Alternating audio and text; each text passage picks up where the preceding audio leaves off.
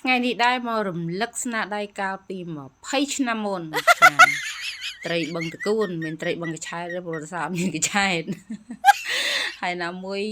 ធ្វើម្ហូបនេះតាំងពីកូនអាយុ1ខួបធ្វើពុកកំណើតឲ្យក៏បញ្ចេញស្នាដៃហ៎បងប្អូន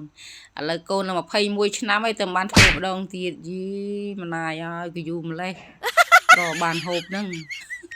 ឧទាសាអត់ពេលបងប្អូនហើយចំពោះត្រីគេហៅត្រីបឹងកឆែតណាបងប្អូនគេដាក់កឆែតតែនឹងខ្ញុំមានកឆែតក៏ដាក់តកួនទៅគ្រឿងវាមិនខុសគ្នាទេហើយសម្រាប់ម្ទេសវិញគឺគេដាក់ម្ទេសឆ្អើរតែសារនេះខ្ញុំអត់មានខ្ញុំយកម្ទេសក្របក្រហមយើងហ្នឹងទៅស្ងោរហើយបេះលោកក្របចេញហើយក៏ច្រាំឲ្យម៉ត់ដូចតែគ្នាបងប្អូនយើងឆ្នៃទេព្រោះយើងអត់មានចាត្រីវិញមកកណាត់កន្លះគឺនេះខ្ញុំបំពងកណាត់ទៀតគឺយកទៅស្ងោរបងប្អូនដើម្បីបុកមួយគ្រឿងឥឡូវចាប់ផ្ដើមបុកគ្រឿងហើយវាថាធ្វើម្ហូបប្រហែលថ្ងៃនេះនឹងធ្វើតាមម្ហូបណាដែលរវល់នេះឥឡូវបន្ទាប់ពីបុកម៉ត់ហើយគឺដាក់ត្រីដែលយើងបានស្ងោរបេះយកសាច់ហ្នឹងចាបុកចូលគ្នាម៉ត់ជាមួយគ្រឿងហ្នឹងហ្មងទៅបងប្អូនចាទុកមួយលើទៅឥឡូវបន្ទាប់មកទៀតហ្នឹងគឺនាងខ្ញុំមកប្រឡាក់ត្រីមួយរឌីហើយបងប្អូនដើម្បីយើងយកទៅបំពងទៅឲ្យសាច់ត្រីយើងមានជាតិណាបងប្អូនចាបន្ទាប់មកទៀតហ្នឹងទុកមកស្ទុះនេះខ្ញុំក៏ទៅបេះតកួនយិនសិននេះខ្ញុំឯងយកមកស្រោះចាំជំនួសឲ្យកឆែតបងប្អូន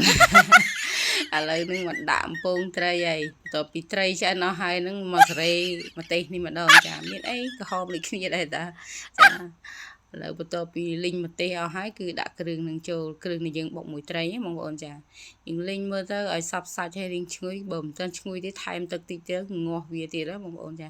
ដាក់តែបន្តិចហ្នឹងបានហើយលីងវាឲ្យសព្វហើយចាំដាក់គ្រឿងនេះមានទឹកត្រីស្ករអំបិលប៊ីចេងយើងនឹងឯងចាលីងចូលគ្នាឲ្យសព្វសាច់ហើយអាហ្នឹងបាននេះខ្ញុំដាក់ខ្ទិះដូងនេះគឺដាក់មួយកំប៉ុងទាំងអស់ហ្មងបងប្អូន